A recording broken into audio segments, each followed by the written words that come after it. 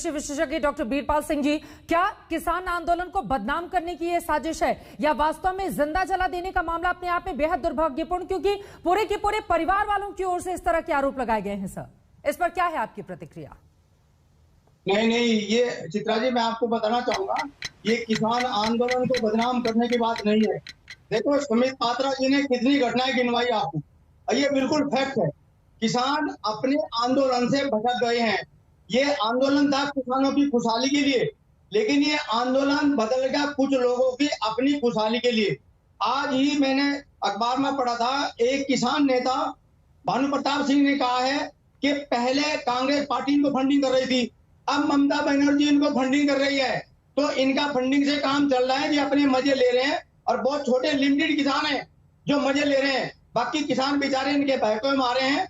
और फिर मैं आपको बताना चाहूंगा, किसानों का अपना आंदोलन और किसानों का अपना नुकसान। मैं आपको बताना चाहूंगा, हमारे देश में 86.21% मार्जिनल और स्मॉल फार्मर्स हैं, जिनके पास 2 हेक्टेयर से कम जमीन है। और वो बेचारे कुछ लोग जो इनके पास बैठे हुए हैं, इन लोगों के बेकाए मां के, उनकी खेती बाड़ी में कोई मतलब फसल की बुआई नहीं हो रही, ना प्रॉपर कटाई हो रही, तो इसलिए किसानों को बहुत नुकसान हो रहा। अभी अखबार में था पीछे 10-5 दिन पहले, 15 दिन पहले भी, नरेला की मंडी में 70-80 हजार बोरियां डेली आती थी, जिनका व्यापार होता था, पल्लेदार को काम मिलता था, कमीशन एजेंट को भी काम मिलता था। लेकिन अब वो 15 से 20 हजार बोरी आ रही हैं और वो डबल डिस्टेंस पार करके आ रही हैं, तो उसकी वजह से और भी महंगाई बढ़ रही है। तो इन कुछ ये महत्वपूर्ण सवाल आपकी ओर से उठाए गए हैं और तमाम सवाल जो हमारे पैनल से उठे हैं, इसी पर जवाब देने के लिए भारतीय किसान यूनियन की प्रवक्ता राकेश टिकैत जी सीधे हमारे साथ जुड़ चुके हैं। डॉक्टर समित, आपके पास भी आऊंगी, सुप्रिया आपके पास भी, लेकिन सीधा सवाल राकेश टिकैत जी अब मैं आपसे करना चाहूंगी, क्या जिस मकसद के साथ आप लोगों ने किसान आंदोलन की शुरुआत की थी वो भटक गया है, अराजकता का अड्डा बन चुका है? जिस तरह के आरोप लगाए जा रहे हैं तमाम दलों की ओर से भी, आप एक किसान यूनियन के नेता को भी सुन रहे थे, बीजेपी भी आरोप लगा रही है, ये जो जिंदा जला देने का मामला सामने आया है, राकेश टिकैत जी, इस पर क्या है आपकी टिप्पणी और कौन है इसके लिए जवाबदेह और जिम्मेदार? और जवाबदेही तो इसका ये है कि अगर किसी ने जिंदा जलाया तो देश में धाराएं कानून है, वो जेल जाएगा, उसको सजा होगी, 302 लगती है जिंदा जलाने पे, कोई उसका साथी होगा 120 भी लगती है, जांच हो जाएगी। इसका बिल्लू से क्या मतलब है? देश में कानून है ना, कानून अपना काम करेगा, हम तो साथ देंगे उसका, उनके परिवार का, बिल्कुल उसकी जांच होनी चाहिए। और जो वीडियो बताया जो सरदार जी ने, वो वीडियो भी देख रहे, इसकी जांच होनी चाहिए कि बदनाम करने के लिए या कोई आदमी तंग हालात में था तो 3 पहलू पे इसकी जांच हो जाए और बिल्कुल क्लियर हो जाएगा सारी चीजें। दूसरा बताओ, नेताओं की कोई जिम्मेदारी नहीं है टिकैत साहब?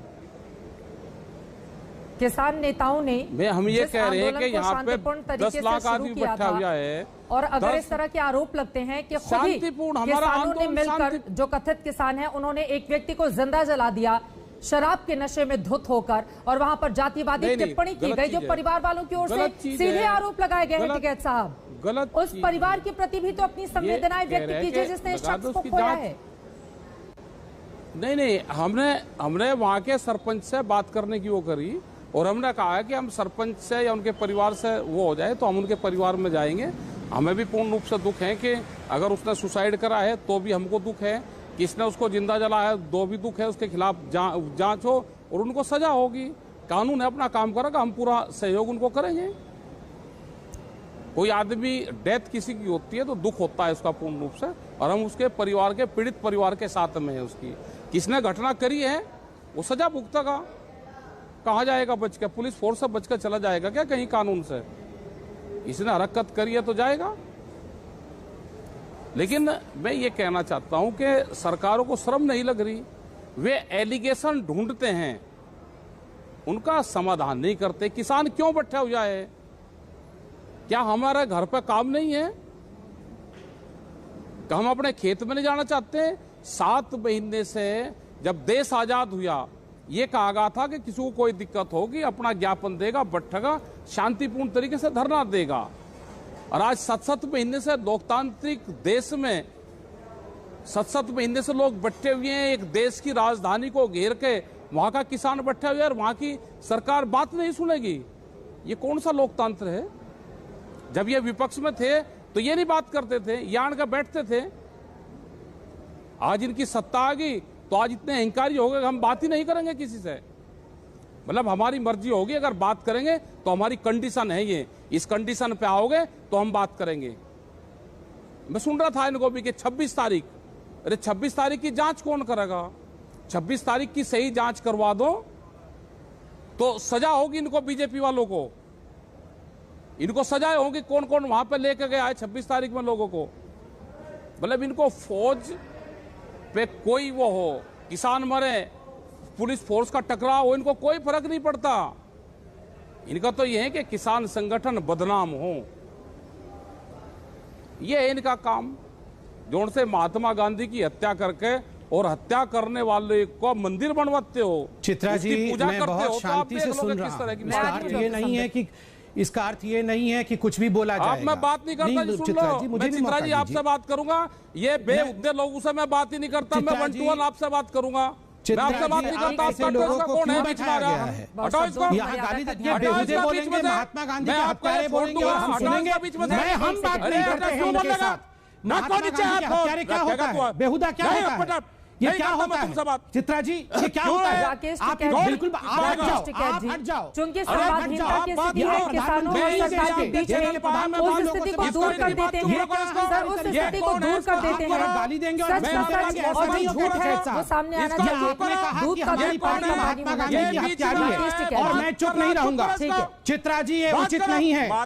इस प्रकार से हमें फ्रेम में रख करके गाली गलौज किया जाएगा। ये किस प्रकार का अहंकार है चित्रा जी? किस प्रकार का अहंकार है ये? आज तक किस प्रकार की बातों को प्रमोट किया जा रहा है?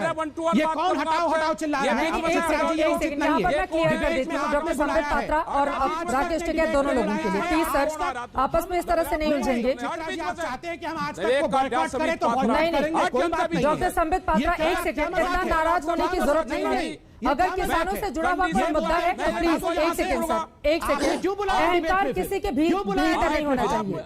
प्लीज सर, अहंकार किसी के भी भीतर नहीं होना चाहिए, चाहे वो सत्ता पक्ष हो चाहे वो किसान नेता हो।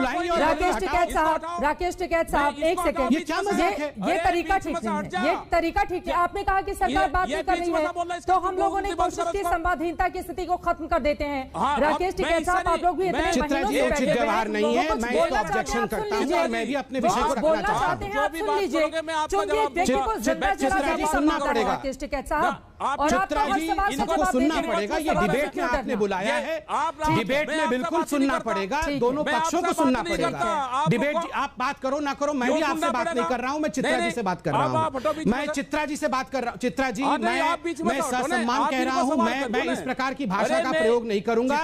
चित्रा जी आपके चैनल ने हमें बुलाया है, आज तक कहेगी कि बीजेपी हट जाए, बीजेपी हट जाएगी। एक सेकंड सर प्लीज, एक चीज मैं दोनों लोगों के लिए स्पष्ट कर दूं। एक सेकंड सर प्लीज, पूरा देश आप दोनों लोगों को देख रहा है।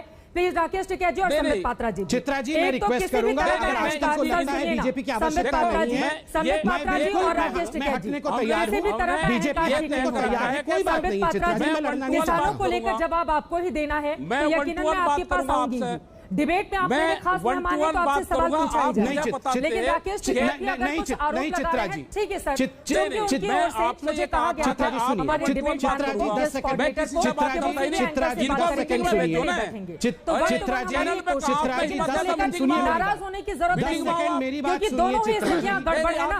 राकेश टिकैत कह रहे हैं कि संवादहीनता की स्थिति है, आप बोल रहे हैं कि वहां से गलत आरोप लगाए जा रहे हैं। तो सुनिए मेरी बात, मर्यादा का ध्यान रखते हुए। और संबित पात्रा ये डिबेट का बाइकआउट करने की धमकी देना सर, आप इतने सीनियर राष्ट्रीय प्रवक्ता हैं, आपको शोभा नहीं देता है सर। क्यों नहीं? अगर आप बोलेंगे डिबेट से निकल जाओ तो कोई नहीं कह रहा है, कोई नहीं कह रहा है। आपके चैनल पे हम मेन मुद्दे पर रहते हैं, मेन मुद्दे पर रहते हैं, लगता है 10 सेकंड बोलने को बीजेपी को सरकार के पार्टी के प्रवक्ता को 10 सेकंड बोलना नहीं देना चाहती है। संबित पात्रा का सवाल सुन लीजिए फिर आप जवाब दीजिएगा सर प्लीज। गुजारिश है दोनों ही लोगों से मेरी गुजारिश है।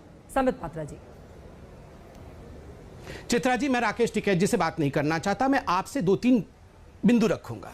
मैं शांति से बैठा हुआ था, आप राकेश टिकैत जी से 1 to 1 बात कर रहे थे। क्यों खामखा बहस करो इससे?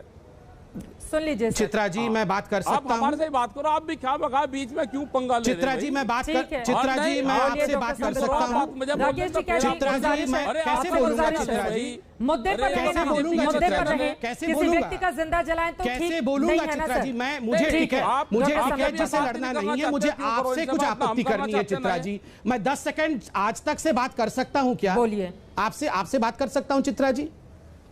चित्रा जी, आपने हमें इस डिबेट पे बुलाया, मैं शांति से बैठा था, आप 1 to 1 करना चाहती थी राकेश जी से, हमें कोई आपत्ति नहीं था। आपने हमें फ्रेम में दिखाया, जब फ्रेम में दिखाया तो राकेश टिकैत जी ने कहा कि ये तो गांधी की हत्यारी वाली पार्टी है।